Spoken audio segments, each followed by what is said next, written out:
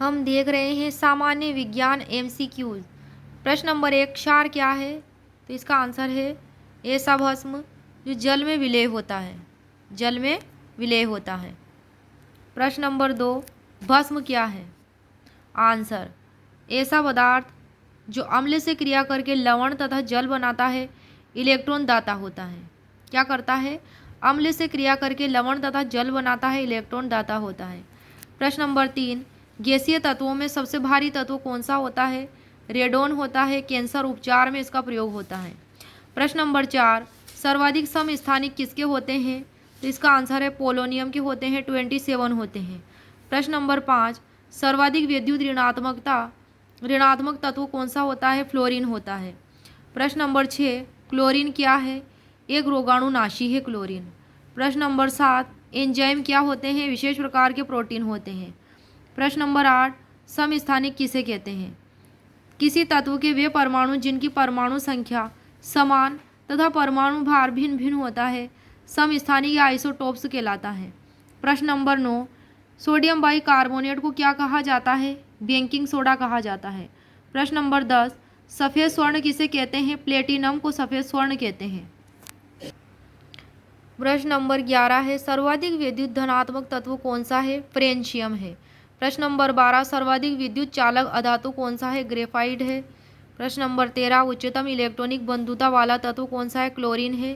प्रश्न नंबर 15, सबसे हल्का धात्विक तत्व कौन सा है? लिथियम है। प्रश्न नंबर 16, हाइड्रोजन बम किस पर आधारित है? नाभिकीय संलयन पर आधारित है। प्रश्न नंबर 17, ऊर्जा का मात्रक क्या होता है? जूल या न्यूटन मीटर होता है। प्रश्न नंबर 18, आनुवांशिकी शब्द का सर्वप्रथम प्रयोग किसने किया था? बेयरसन ने किया था 1906 में। प्रश्न नंबर 19, मैनोमीटर से किसका दाब ज्ञात करते हैं? तो इसका आंसर है गैसों का दाब ज्ञात करते हैं। प्रश्न नंबर 20 है, जर्मन सिल्वर में कौन कौन सी धातुओं का मिश्रण पाया जाता है? तो इसमें 3 धातुओं का मिश्रण पाया जाता है, तांबा, जस्ता और निकिल का। प्रश्न नंबर 21 है, पीतल में किसका मिश्रण होता है? तांबा और जस्ता का मिश्रण होता है। प्रश्न नंबर 22 है, कांसे में किसका मिश्रण होता है? तांबा और टिन का मिश्रण होता है। प्रश्न नंबर 23 है, परमाणु बम किस पर आधारित होते हैं? नाभिकीय विखंडन पर आधारित होते हैं। हाइड्रोजन बम नाभिकीय संलयन पर आधारित होते हैं, परमाणु बम नाभिकीय विखंडन पर।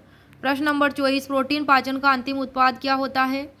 तो अमीनो अम्ल होता है। प्रश्न नंबर 25 है, नाइक्रोम में कौन सी धातु मिश्रित की जाती है? तो इसमें 3 धातुएं हैं, क्रोमियम, निकिल और आयरन। यह हीटर के कोयल बनाने में काम आती है, नाइक्रोम। और प्रश्न नंबर 26 है, ऊर्जा किसे कहते हैं? किसी वस्तु द्वारा कुल कार्य करने की क्षमता को उसकी ऊर्जा कहते हैं। किसी भी वस्तु द्वारा उसका कुल कार्य करने की क्षमता क्या कहलाती है? ऊर्जा कहलाती है। ऊर्जा एक अदिश राशि होती है। कौन सी राशि? अदिश राशि। इसका मात्रक जूल होता है। प्रश्न नंबर 27 है, कॉपर सल्फेट क्या है?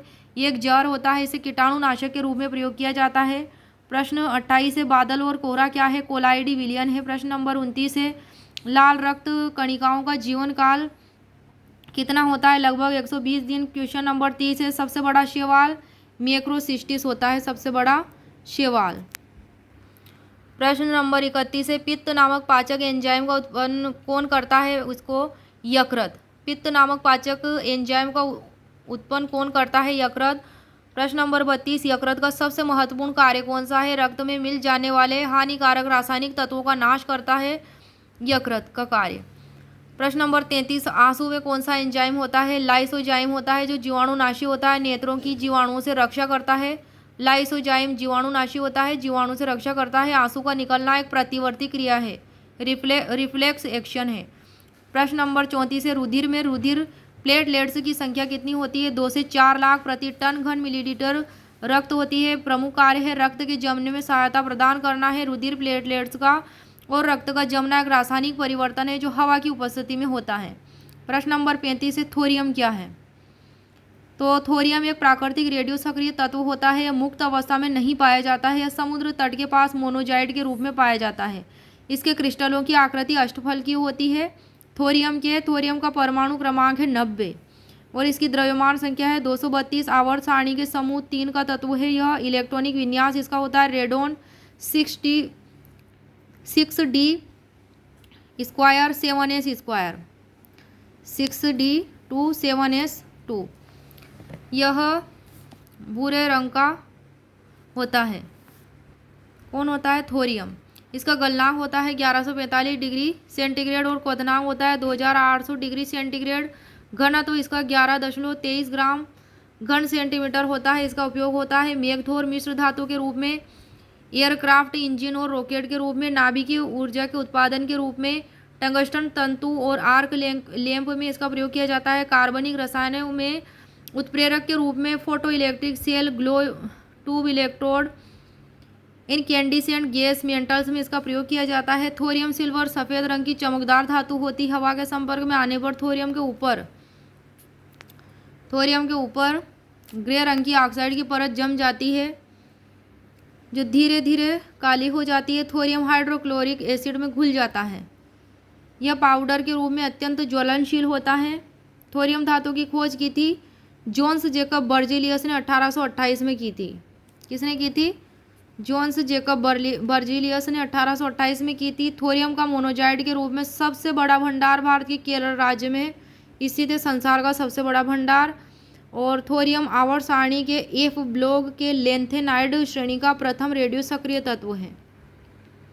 प्रश्न नंबर 36 है, बेंजोइक अम्ल का उपयोग क्या है? खाद्य पदार्थों के संरक्षण में इसका उपयोग किया जाता है। इसका सूत्र है C6H5COOH। प्रश्न नंबर 37 है, फार्मिक अम्ल का उपयोग किस में किया जाता है?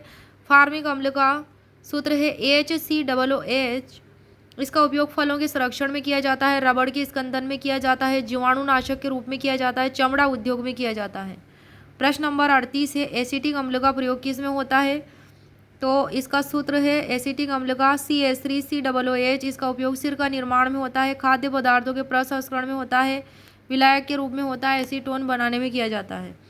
प्रश्न नंबर 39, सिट्रिक अम्ल का प्रयोग कहाँ किया जाता है? इसका सूत्र है C6H8 और O7। खाद्य पदार्थों, दवाओं, धातुओं को साफ करने तथा कपड़ा उद्योग में किया जाता है। प्रश्न नंबर 40, ग्लूटामिक अम्ल का स्रोत क्या है? गेहूं है ग्लूटामिक अम्ल का स्रोत। प्रश्न नंबर 41 है, टार्टरिक अम्ल का स्रोत क्या है? इमली, अंगूर, कच्चा आम है। प्रश्न नंबर 42, ऑक्सैलिक अम्ल का स्रोत क्या है? टमाटर, पालक, सोरेल ट्री। प्रश्न नंबर 43, एस्कार्बिक अम्ल विटामिन सी का स्रोत क्या है? एस्कार्बिक अम्ल का स्रोत है आंवला। प्रश्न नंबर 44, एसिटिक अम्ल का स्रोत क्या है? सिरका है। प्रश्न नंबर 45 है, मेलिक अम्ल किसका स्रोत है? चाय का।